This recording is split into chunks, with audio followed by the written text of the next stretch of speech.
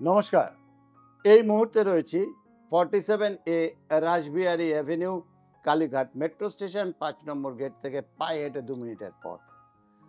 আর এই নবগ্রহ জেমসের কর্ণধার এসকে আবিদ, তিনিও কিন্তু আমার সঙ্গে রয়েছেন। আর আবিদ ভাইয়ের সাথে থাকা মানে অনেক কিছু কিন্তু আমরা পাই, যেগুলো আমাদের জীবন চলার পথে খুব সাহায্য করে।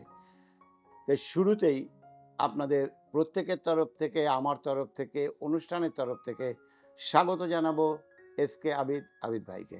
নমস্কার। নমস্কার দর্শক।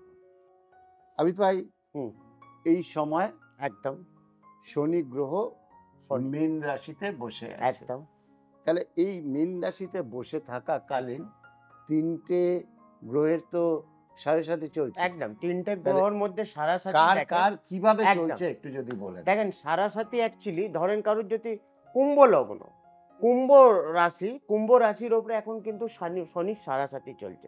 কুম্ভ রাশির শনির সারাসাতি 2.5 বছর, মীন রাশির শনির সারাসাতি যেটা হচ্ছে 5 বছর, আর মেষ রাশির শনির সারাসাতি হচ্ছে 7.5 7.5 বছর। হ্যাঁ, মানে আর মেসের শুরু। একদম। এইবারে দেখেন শনির সারাসাতি একটা হয় ধাইয়া আবার কাদের, যাদের সিংহ রাশি তাদের কিন্তু শনির ধাইয়া, এবং ধনু রাশি যাদের তাদের কিন্তু ধাইয়া আরম্ভ হয়েছে। এটা কিন্তু মোটামুটি 2.5 বছর থাকবে। আজকের দিনে যদি দেখি এই যেমন 2025। আপনাকে একটা ছোট্ট হ্যাঁ, প্রশ্ন করব, কারণ অনেক দর্শক বন্ধু না এই জায়গাটায় খুব কনফিউশন একদম। থাকে। সাড়ে সাতি আর ধাইয়া, অনেকটা ডিপেন্ড। এইটা যদি একটুখানি অ্যাকচুয়ালি ধাইয়াটা আলাদা হলো, শনির সারাসাতিটা আলাদা হলো। এবারে শনির সারাসাতি কাদের ক্ষেত্রে ভালো এবং কাদের ক্ষেত্রে খারাপ। শনি যদি খারাপ কোনো প্ল্যানেট অনুযায়ী, শনি আবার নিচস্থ বেশিরভাগ মেষ রাশি অথবা তোমার বৃশ্চিক রাশির ঘরে শনি যখন বসলে কিন্তু নিচস্থ ফল দেয়। এবারে যাদের যদি শনির সারাসাতি চলছে, যাদের কারোর যদি মীন রাশি অথবা কুম্ভ রাশি বা মেষ রাশি, তাদের যদি শনি মেষ রাশি অথবা বৃশ্চিক রাশিতে বসে থাকলে তাদের খুব খারাপ প্রভাব দেবে। মানে যেহেতু যদি শনি নিচস্থ, খারাপ অবস্থায় থাকে একদম তাহলে খারাপ ফল একদম খারাপ ফল দেবে। আর শনি থেকে আমরা কি পাই? শনি থেকে আমরা কর্ম পাই। শনি কি হচ্ছে, আমরা যে দশম স্থান, আমরা যে কোন মেষ থেকে আমরা যে 10 নম্বর ঘর যেটা ধরি, সেটা কিন্তু 10 নম্বর ঘর হচ্ছে মকর রাশি, আর কুম্ভ রাশির ঘরটা আমরা পাচ্ছি 11 নম্বর ঘর। তো দশম স্থান কি হচ্ছে? দশম স্থান হচ্ছে আমাদের কর্মর দিক। শনি কি হচ্ছে? শনি হচ্ছে সত্যে পে যায়, যেমন কর্ম তেমন ফল। শনি হচ্ছে আধার প্ল্যানেট, শনি হচ্ছে বয়স্ক প্ল্যানেট। শনি আজীবন নিজের কর্মকে বিশ্বাস করে, সে ভাগ্যকে বিশ্বাস করে না। শনি থেকে আমাদের ন্যায়, নীতি, নিষ্ঠা অর্থাৎ আমরা শনি থেকে পাই। শনি আবার কারোর যদি বৃষ রাশি অথবা তুলা রাশিতে বসলে শনি উচ্চস্থ ফল দেয়, আমরা এটা দেখেছি। এবং তার মধ্যে কিন্তু ডিগ্রিও দেখতে হয়। ডিগ্রি দেখো, আমরা যখন একটা প্ল্যানেট দেখি, যেমন 9খানা প্ল্যানেট অনুযায়ী আমরা ডিগ্রিটা দেখি।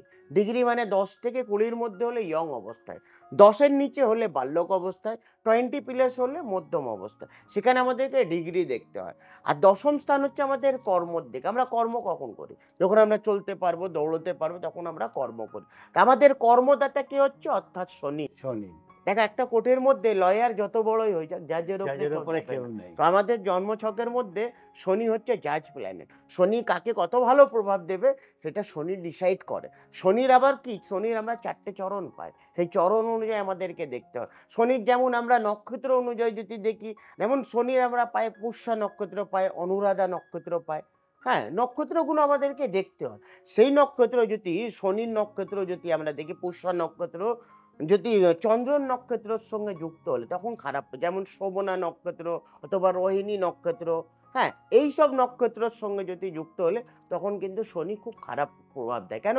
শনি আর চন্দ্র, একে আমরা বিষযোগ বলি। শনি আর চন্দ্র এক ঘরে বসলে খুব খারাপ প্রভাব দেয়। যেমন আজকের দিনে দেখো, আজকে এই বছরটা যেমন আমরা দেখলে, তাহলে এই বছরটা হচ্ছে মঙ্গলের বছর।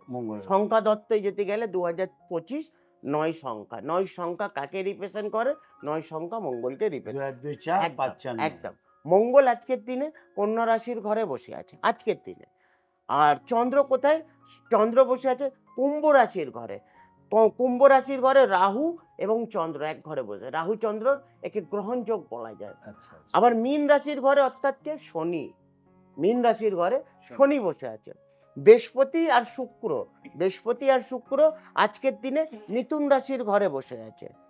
কর্কট রাশির ঘরে বসে আছে রবি আর বুধ, যাকে বোধাদিত্য যোগ অর্থাৎ রাজযোগ বলা যায়। সিংহ রাশির ঘরে কি বসে আছে? সিংহ রাশির ঘরে কেতু বসে আছে, ক্লক বাই কাটা।